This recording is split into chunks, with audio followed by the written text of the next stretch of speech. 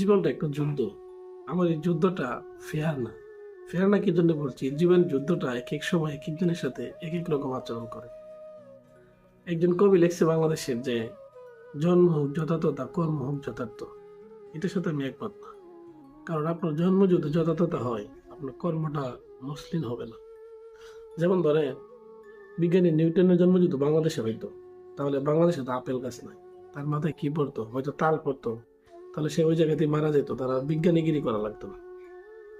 আমার যেই কবি এই কথাটা লেখছে, ওনার জন্ম যদি আফ্রিকার কোনো গরিব পরিবারে হইতো, তাহলে উনি হয়তো লেখার জন্য কলম আর খাতাই পাইতো না।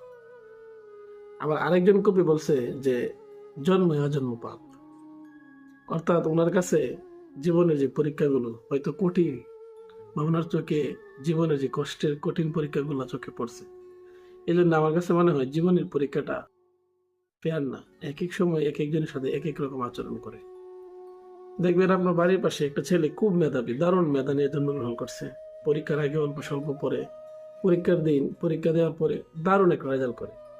আর আপনি গাধার মতো পড়ে যাচ্ছেন, কিন্তু রেজাল্ট ভালো হচ্ছে না। আবার দেখবেন আপনার বেজের সবচেয়ে গাধা ছাত্রটা লাখ টাকার চাকরি হয়ে গেছে। হয়তো সেদিন পরীক্ষাটা ভালো ছিল, প্রশ্নটা সহজ হয়েছিল, অথবা তার সুপারিশ ছিল, কিছু একটা হবে। আর আপনি 20 বারের মতো পরীক্ষা দিয়েও কোনো চাকরি হচ্ছে না। তখন হয়তো জীবনের প্রতি আপনার অভিযোগ থাকবে, পৃথিবীটা অনেক ভারী মনে হবে।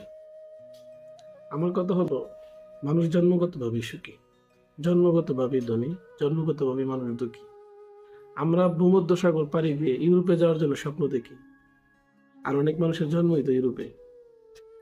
বুঝেন না বিষয়টা?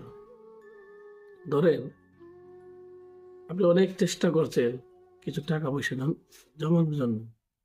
অনেক মানুষ তো জন্মগ্রহণই করছে টাকার উপরে, সোনার চামচ হাতে নিয়ে, তাই না? আবার ধরেন, একটা মানুষ খুব সুন্দর, ধরেন ঐশ্বরিয়া। আবার আরেকটা মানুষ দেখতে তেমন একটা সুন্দর না, যেমন আম্বানির ছেলে মেয়ের কথা বলে। ওরা তো সব ধরনের ক্রিম মাখে, স্নো মাখে, কিন্তু ওরা তো আর চাইলে ঐশ্বরিয়ার মতো হইতে পারবে না, কারণ জন্মগত ভাবেই সে সুন্দর। সৃষ্টিকর্তা মানুষকে জন্মের সময় যা দেয়, সেটা মানুষ সারা জীবন চেষ্টা করে অর্জন করতে পারে। কারণ মানুষ জন্মগতভাবে সুখী।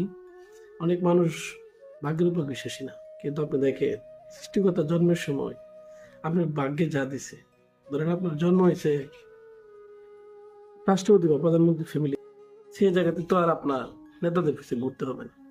আপনি জন্মগত ভাবে নেতা, নেতার করি আপনার জন্য। একটা জাস্ট একটা উদাহরণ, ওকে ছোট করার জন্য না।